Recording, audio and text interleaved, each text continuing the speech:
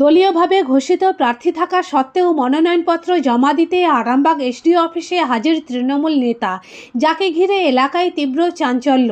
ওই তৃণমূল নেতার নাম বিজয় খাঁ।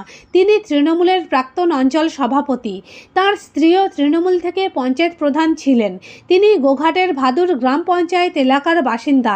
তিনি জানান, দলের ঘোষিত প্রার্থীকে তাঁর পছন্দ নয়, তাই তিনি দলের প্রতি আস্থা হারিয়েছেন।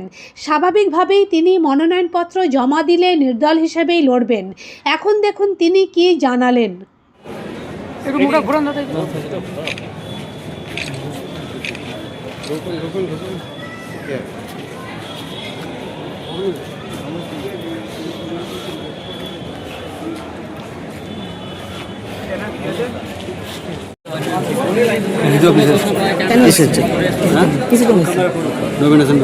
কোন দল থেকে?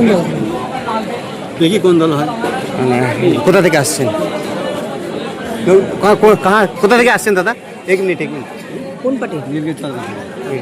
মানে বিক্ষুব্ধ হয়ে, তৃণমূলের বিক্ষুব্ধ হয়ে? দাদা আপনি তো তৃণমূল করতেন। কোন দল থেকে দাঁড়াচ্ছেন? দাদা আপনার নাম? বিজয় কুমার খান। আপনি একসময় কি ছিলেন দাদা? আপনি একসময় কি ছিলেন? মানে কোন রাজনৈতিক দলে ছিলেন? তৃণমূলের সঙ্গে ছিল। কি ছিলেন পদে? অঞ্চল সভাপতি। গোঘাটের প্রার্থী কি পছন্দ হয় না? গোঘাটের প্রার্থী যেমন তেমন গোঘাটের নেতৃত্ব দিকে আমার পছন্দ হয়।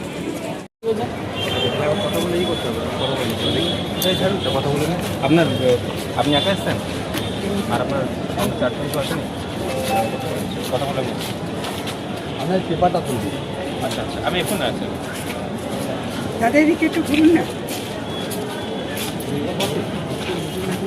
আপনি কোথা থেকে দাঁড়াচ্ছেন দাদা? পরে বলবো। একটু বলেই দিন আর কি বলে দিন, তো রোজে দাঁড়িয়ে আছে না, চলে দিয়েছেন তাই লোক আছে দাদা। আপনি লোগো কোথা থেকে দাঁড়াচ্ছেন দাদা? গোঘাট থেকে? গোঘাট এই লোকটা গোঘাট বিধানসভা সবাই লোকটা বলছি, কি নাম আপনার? আমার নাম বিজয় কুমার খান। আপনি নির্দল থেকে দাঁড়াবেন? লোগোটা নাম? কোন দল থেকে দাঁড়াবো এখন সেটা বলতে পারছি, বলবো পরে। আপনি কোন রাজনৈতিক দলে আগে ছিলেন? কোন রাজনৈতিক দলে ছিলেন? কোন দল ছিলেন? তৃণমূলে ছিলাম। তৃণমূলে ছিলেন? কোন থেকে কি চলে এলাম। নিউনুর সোফা সেন্টার। এখানে সমস্ত রকম সোফা পাইকারি ও রিটেলে বিক্রয় করা হয়। সমস্ত সোফা নিজস্ব কারখানায় তৈরি করা হয়।